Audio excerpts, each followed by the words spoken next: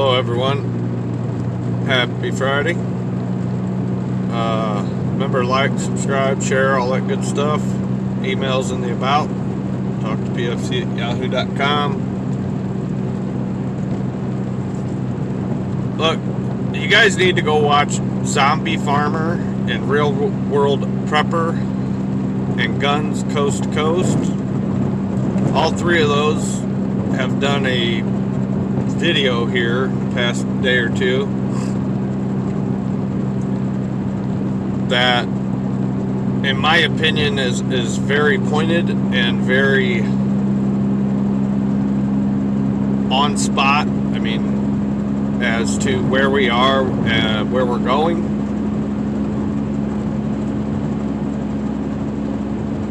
I'll just tell you my thoughts. So my thoughts are, I've said it from the beginning, that they are going to use this experiment, this jab, this whatever you want to call it,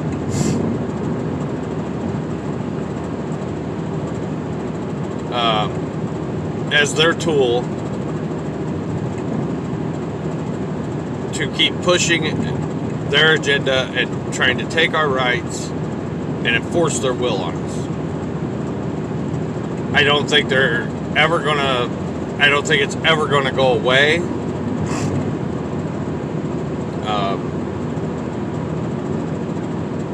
And I truly believe that it'll be,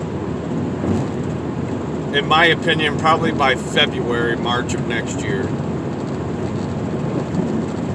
If we're not into a full-blown civil war, civil uprising, civil unrest, whatever you want to call it, I will be utterly amazed. Because, and here's where I'm basing that from. Everything they've done to this point, in their eyes, they have not got much resistance, okay? However, they are going to pass this spending bill. They are going to pass it. One way or the other, they will pass this spending bill. And we don't even know the half of what's in this thing. But just from what I do know, and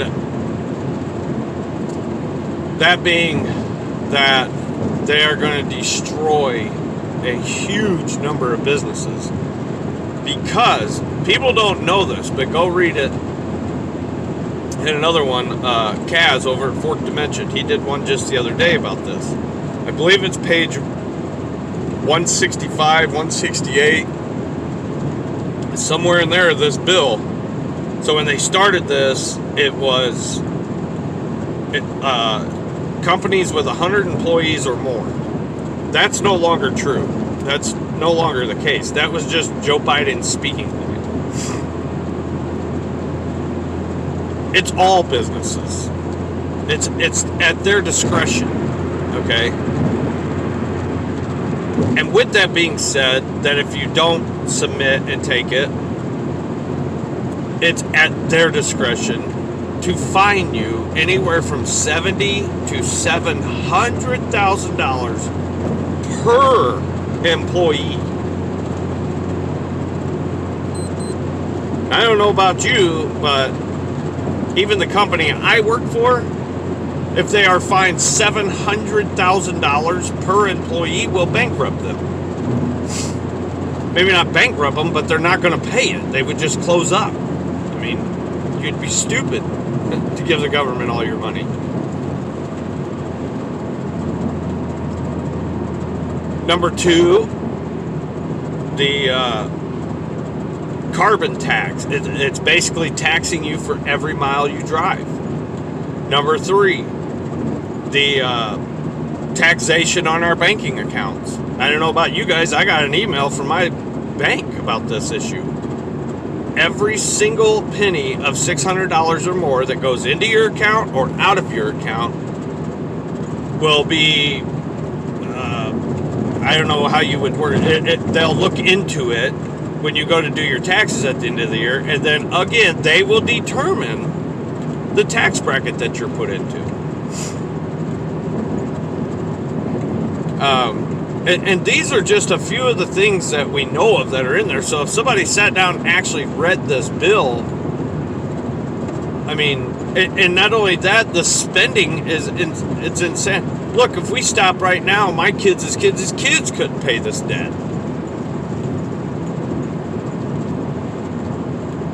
So, and last night they were facing shutting down the government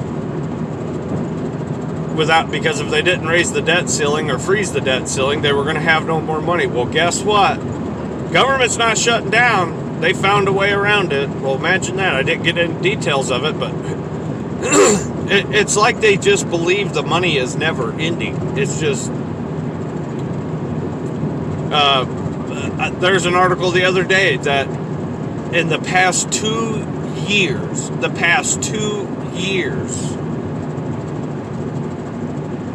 they printed a quarter of all the money in the world in 2 years from existence. From the time the Federal, I shouldn't say existence, the time the Federal Reserve was started, in the past 2 years, they printed a quarter of all the money there is. They have no limitations. They have no boundaries. They have no one to put them in check. They believe they are above God Himself and that they just do as they please. You know, people like me who work for a living, look, if you don't make $100,000 or more, to them you're nothing. You're nothing. You're just scum. You're poor. You know. And I don't know about you guys, but I don't make no $100,000 a year. Not even close. And I work pretty hard for my money, what money I do have. And I don't want to give them not one single penny more of it. I don't know. Look, here, as I said in the beginning, here's my thoughts and the raw reality of it. I truly believe by the beginning of next year that